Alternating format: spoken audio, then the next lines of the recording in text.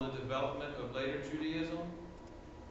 But whatever the case may be, I think it's very, very telling that the New Testament gives us this image of Jesus being born and these pagans from the East coming to him and paying homage and giving him gifts fitting for a king.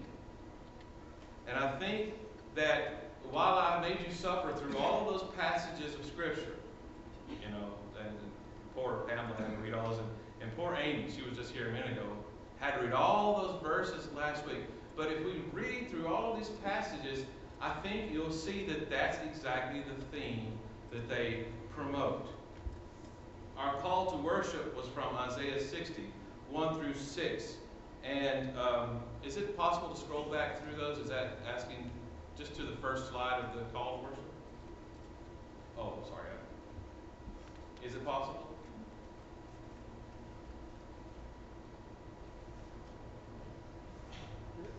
Well, I'm sorry I caused all that trouble.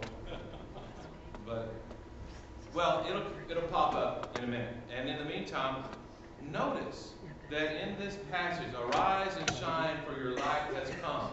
And it's almost there.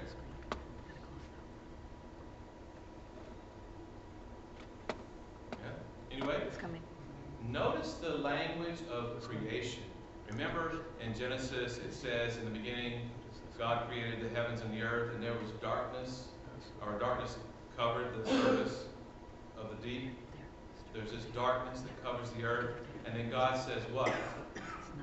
Yahi-or. By Yahi-or, right? God says, let there be light, and there was light. Notice how this passage kind of brings us back to that moment of creation. It talks about the earth being covered by darkness, but it's not just, physical darkness of the absence of light, but it says darkness, thick darkness, the peoples. But the Lord will arise upon you, and his glory will appear over you. You see what's happening here? The earth is full of darkness, but it's not the absence of sunlight. It's the absence of truth. And when that truth appears, it will shine on all peoples, and they will come.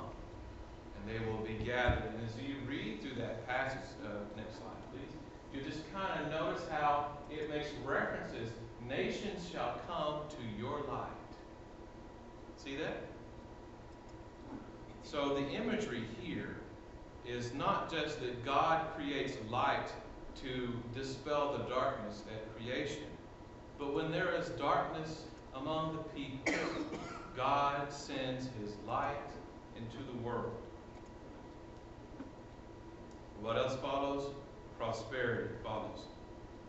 In the passage that we read from Psalms, Psalm 72, 1 through 7 and 10 through 14, notice the wording there. God will send a king who will rule with justice and righteousness.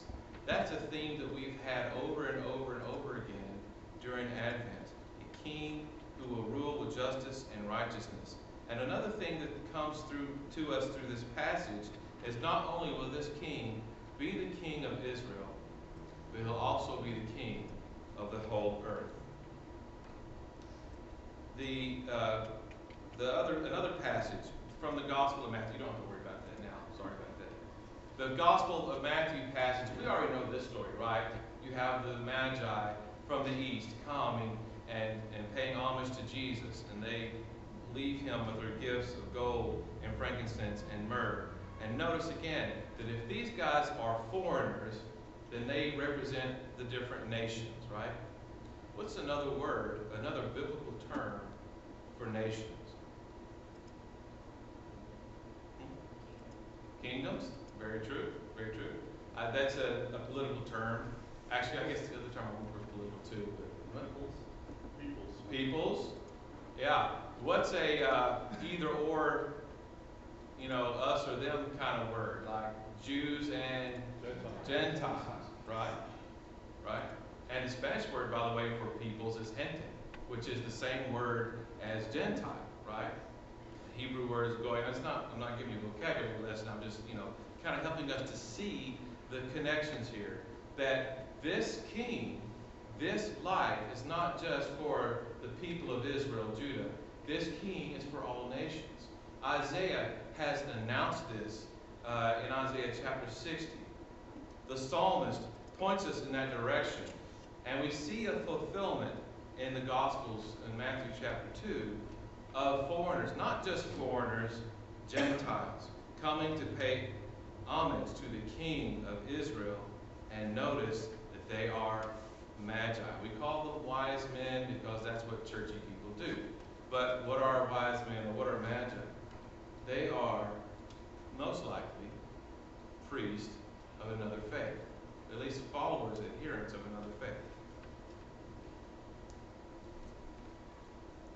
Is this not a fulfillment of Isaiah's vision and the vision given to us in Psalm 72?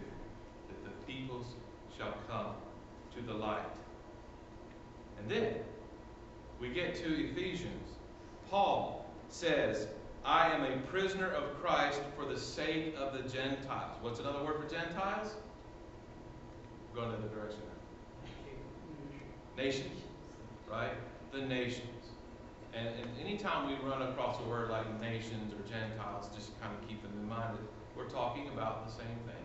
Sometimes we use the word Gentiles as a religious term.